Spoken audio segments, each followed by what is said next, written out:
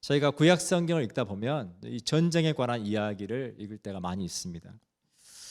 그러다 보면 왜 우리가 다른 민족의 전쟁에 대한 이야기를 우리가 알아야 할까, 그런 생각이 들 때가 있습니다. 우리가 다른 민족 이스라엘 백성들의 전쟁에 대한 이야기를 제가 읽고 있는 것이 아니라 그들의 그 전쟁이라고 하는 상황 속에서 함께 하셨던 하나님, 그 하나님은 그 상황에서 무엇을 하시고 어떻게 그 백성을 인도하시는가, 우리가 그것들을 함께 나누기를 원한다라고 하는 것입니다. 스페인 철학자였던 조지 산타야나라고 하는 사람이 그가 쓴 책 In the Life of Reason이라고 하는 책에서 이렇게 말했습니다. 과거에서 배우지 못한 사람은 과거를 되풀이한다. 우리 인류 역사에서 어쩌면 가장 큰 고통과 슬픈 기억 중에 하나는 아우슈비츠 강제 수용소에서 정말 고통스러운 죽임을 당했던 사람들이죠. 그들을 추모하는 현장에도 이 말씀이 기록되어 있어요. 과거에서 배우지 못한 사람은 과거를 되풀이한다. 우리는 성경을 통해서 하나님께서 이스라엘 백성들의 삶 가운데 어떻게 행하셨는지를 통해 오늘 우리의 삶 가운데 어떻게 이 시대를 살아갈 것인가를 배울 수 있다라고 하는 것입니다. 히스기야 왕은 하나님을 의지함으로 형통한 삶을 살았던 정말 훌륭한 왕이었습니다. 히스기야라고 하는 이름의 뜻은 하나님께서 강하게 하신다는 뜻이에요.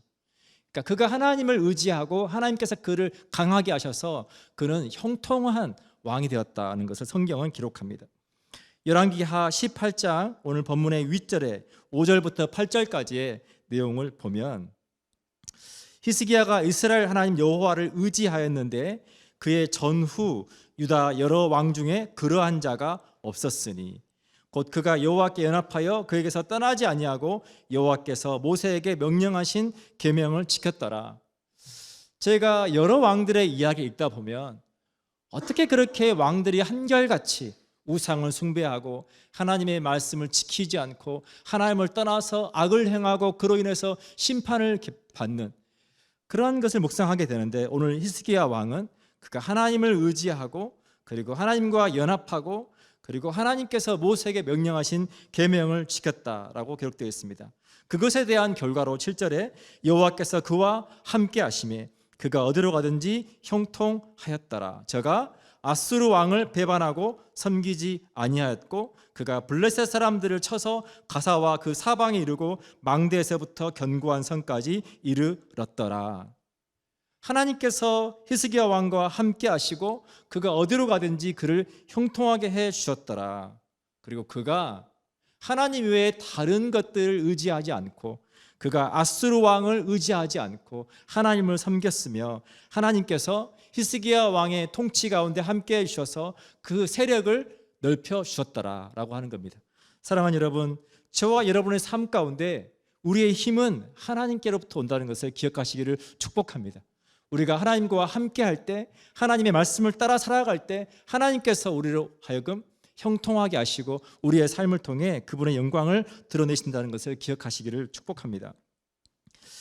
히스기야 왕은 25세의 젊은 나이로 왕이 됩니다. 그리고 온전한 마음으로 그가 다윗의 길을 따르고 철저하게 우상들을 다 제거하고 하나님의 말씀을 지킵니다. 그로 인해서 히스기야 왕은 왕으로서 그가 나라를 잘 다스리는 훌륭한 왕이 됐죠. 그런데 문제는 그의 통치 기간 동안에 위기가 찾아옵니다. 히스기야 왕 4년에 히스기야가 왕이 된 지 4년 만에 북이스라엘이 아수르에 의해서 멸망하고 맙니다. 그리고 10년 후에 히스기야 왕 14년에 그 아수르가 전쟁을 일으키고 이제 유다에 있는 모든 견고한 성읍들을 점령해 오기 시작합니다. 그 위기 앞에서 히스기야 왕은 어떻게 하면 이 위기를 벗어날 수 있을까? 그가 고민 끝에 내린 결론이 무엇이냐면, 굴욕적이지만 그가 왕궁은 물론 성전 문에 있는 모든 금과 모든 기둥에 입힌 금까지 다 벗겨서 아수르 왕에게 줍니다. 화친을 요청하는 거죠. 우리가 이 귀한 금들을 다 바칠 터이니 우리로부터 떠나가 주십시오라고 화친을 요청한 거죠. 그런데 아수르 왕이 거기에 만족하지 않습니다. 왕궁과 성전에 있는 금까지 다 벗겨서 주었지만 거기에 만족하지 않고 이제 예루살렘을 점령하기 위해서 오늘 저희가 본문을 읽었던 이 19절에 이 랍사게라고 하는 사람, 아수르 왕의 대변인이었던 이 랍사게를 통해서 이제 전쟁을 일으켜서 대군을 이끌고 예루살렘을 치게 합니다. 히스기야 왕은 철저하게 이 나라의 위기 앞에서 그는 실패하고 맙니다. 왜 히스기야 왕이 그렇게 애굽을 의지하고 왜 그리고 아수르 왕을 의지하려 했을까를 생각을 해보면 히스기야 왕은 그가 왕이 되는 시점에 있어서는 그는 철저하게 하나님을 의뢰했지만 그러나 그는 북왕국 이스라엘이 어떻게 멸망하는지를 지켜보았어요. 그들이 하나님을 섬기지만 저렇게 망할 수 있구나라고 하는 것을 보았습니다. 그러면서 그가 하나님을 향한 그 전적인 신뢰를 내려놓고 그가 그러면 어떻게 하면 우리나라가 강해질 수 있을까? 어떻게 하면 우리나라가 아수르로부터 우리가 패하지 않을 수 있을까를 생각할 때 당시의 강대국 중에 하나였던 애굽 왕과 좋은 전략적인 관계를 통해서 그 애굽 나라와의 외교적인 관계를 통해서 아수르로부터 나라의 안정을 취하려고 하는 실수를 하게 되는 거죠. 사랑하는 여러분, 우리가 이 땅을 살아갈 때 우리는 실수를 할 때가 있습니다. 이 실수라고 하는 것의 한자의 뜻을 보면 그 뜻은 이거예요. 잃어버릴 실자의 손수자입니다. 바꿔 말하면 손에서 뭔가 중요한 걸 놓쳐버리는 거예요. 그게 실수예요. 우리가 너무 중요한 물건을 들고 있다가 핸드폰을 들고 있다가 그 핸드폰을 바다에 빠뜨렸다고 생각해 보세요. 얼마나 큰 실수입니까? 그렇죠? 손에서 그거를 실수로 떨어뜨려 버리면 큰 실수가 되는 거죠. 지금 히스기야 왕은 그 누구보다 그와 함께 있었던 그 하나님을 붙들고 있었던 그 손에서 그 하나님을 그 두려움 때문에 그가 놔버려요. 큰 실수를 범하고 맙니다. 그러면서 그가 붙잡았던 것은 애굽 왕을 붙잡습니다. 근데 그 애굽 왕이 그를 도와주지 못합니다. 아수르 왕을 붙잡습니다. 아수르 왕이 그 나라를 긍휼히 여겨 주기를 바라고 아수르 왕을 붙잡지만 그러나 그것이 이 민족의 위기를 벗어나게 해주지 못합니다. 사랑하는 여러분, 우리가 붙잡아야 될 유일한 존재는 하나님 한 분이신 것을 믿으시기를 축복합니다. 최근에 저희 아시안컵 축구가 끝났어요. 여러분 잘 아시는 것처럼 4강까지는 갔지만 4강까지였습니다.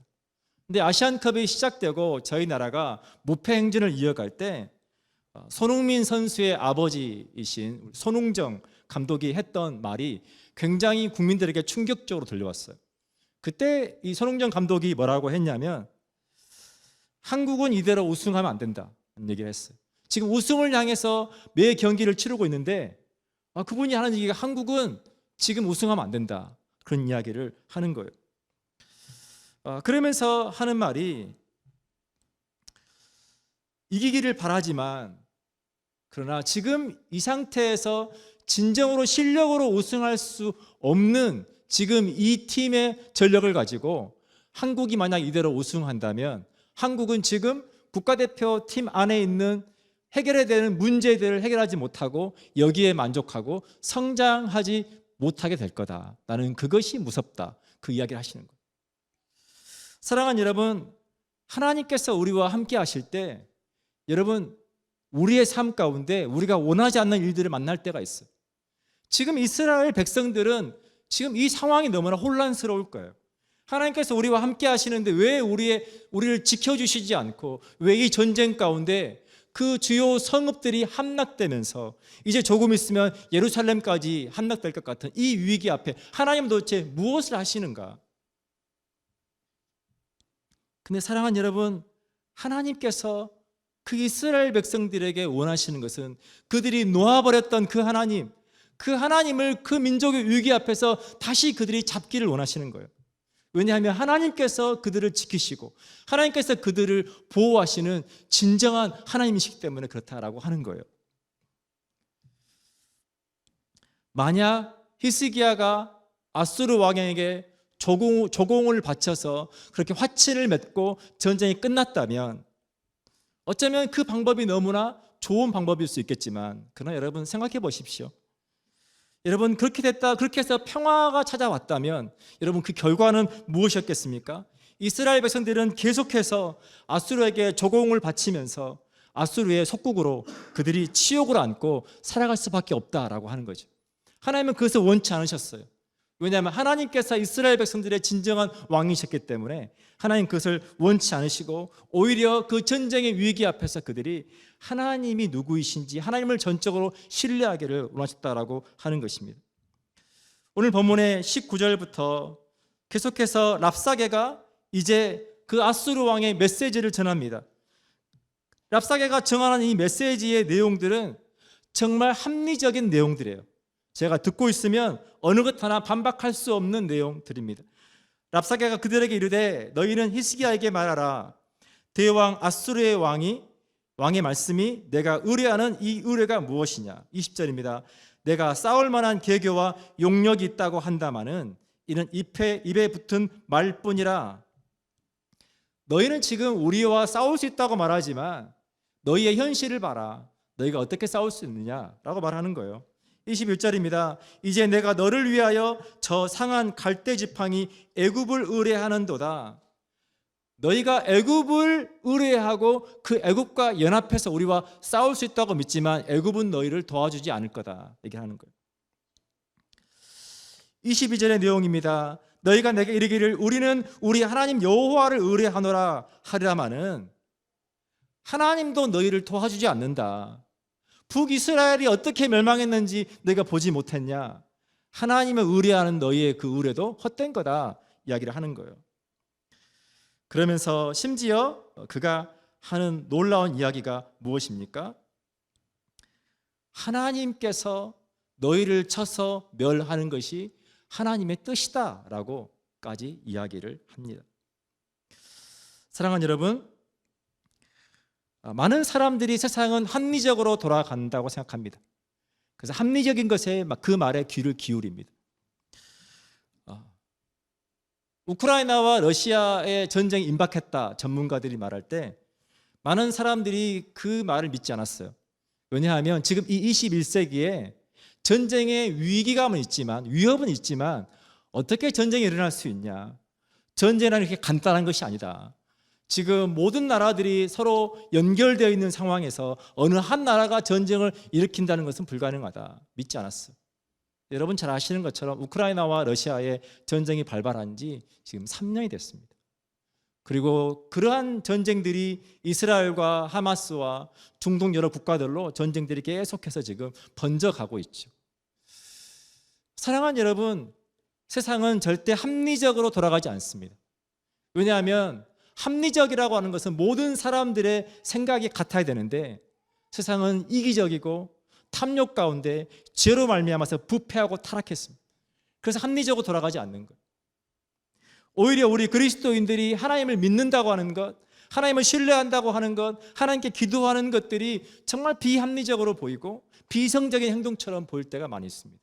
그러나 사랑하는 여러분, 하나님께서 이 모든 일의 주관자가 되신다는 것을 믿으시기를 축복합니다. 히스기야 왕이 이 문제를 가지고 하나님 앞에 나아가서 기도합니다. 그것이 열왕기하 19장 15절부터 16절에 나와 있습니다.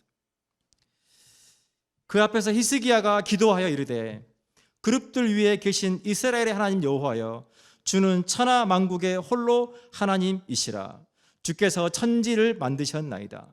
지금 히스기야가 하나님 앞에 기도하면서 그가 믿음으로 고백하는 내용은 하나님은 온 우주 만물을 창조하신 창조자이십니다라고 고백하는 거예요.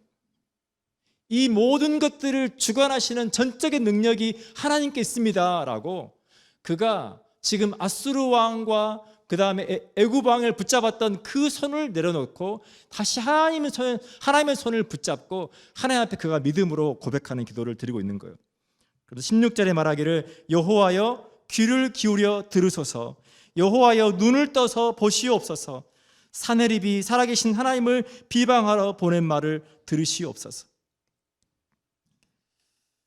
랍사게가 와서 그가 이 아수르 왕의 메시지를 전할 때 그 신하들이 그 랍사게에게 부탁한 내용이 있어요.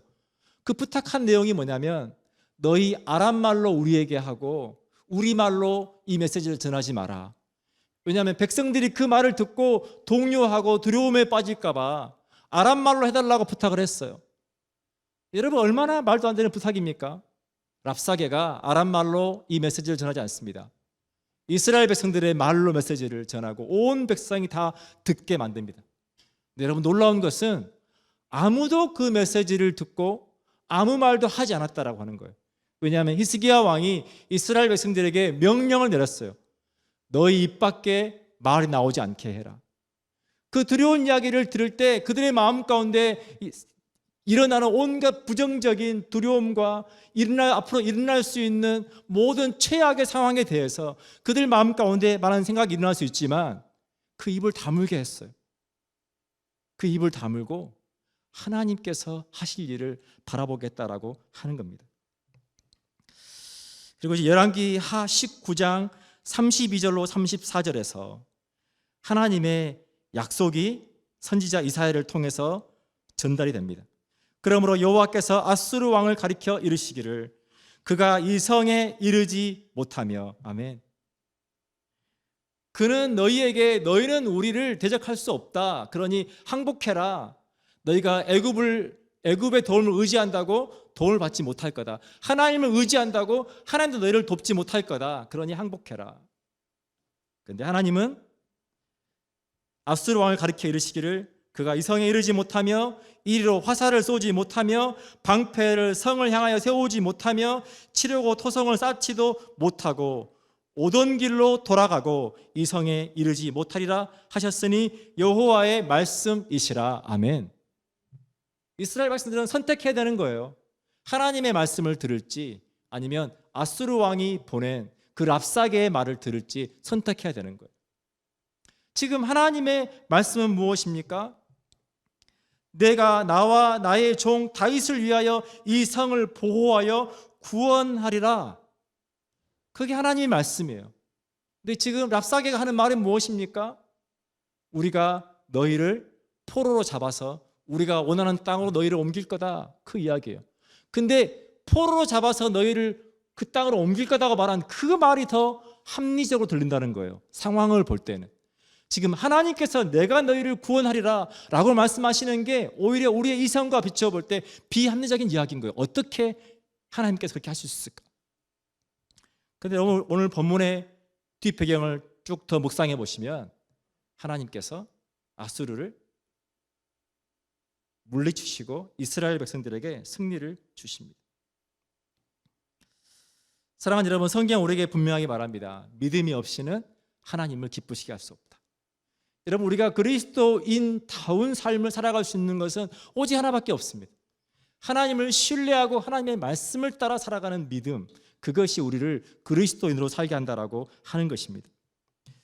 LA 지역에 있는 서든 캘리포니아 대학교에서 데이비드 강이라고 하는 한국계 교수님이 미국에서 역사를 가르치는 교사들을 모아놓고 강의를 했어요. 한국에 대한 강의를 했습니다. 이분이 한국에 대한 강의를 하면서 교사들에게 이렇게 물었어요. 한국이 중국과 일본 두 나라로부터 침략을 받은 게 몇 번인 줄 아냐? 단지 그냥 외적들이 쳐들어와서 어느 마을을 약탈하고 훔쳐가고 그런 거 말고 역사의 전쟁이라고 기록할 수 있는 그러한 실제 침략이 몇 번 있었는 줄 아냐? 라고 물어봤어요. 그러니까 많은 사람들이 대답을 했습니다. 근데 이분이 그렇게 말하는 거예요. 실제로 9,000번 이상 침략을 받았다는 거예요. 근데 놀랍게도 그 많은 중국과 일본의 침략 앞에서도 이 나라를 봐라 라고 하는 거예요. 그 두 나라 사이에 껴서 우리가 원치 않는 전쟁 가운데 휘말릴 때가 너무너무 많았지만, 그래서 그 상황을 고래 싸움에 새우등 터진다, 이거를 영어로 설명하시더라고요. 고래 싸움에 새우등 터진다. 한국은 오랜 세월 동안 식민지 지배를 경험하고 남북 분단의 아픔과 그들이 쿠데타까지 겪었지만 그들이 민주주의를 정착시키고 그리고 눈부신 경제 성장을 이루고 그리고 결국 그들이 군사 강국을 이루어서 이제는 전 세계로 무기를 수출하는 나라가 되었다라고 하는 거예요. 그러면서 이분이 재미있는 이야기를 하셨어요. 이 한국이라고 하는 나라를 지도에서 딱 떼어내서 유럽에다가 딱 붙이면 한국은 절대 지리학적으로도 작은 나라가 아니라는 거예요.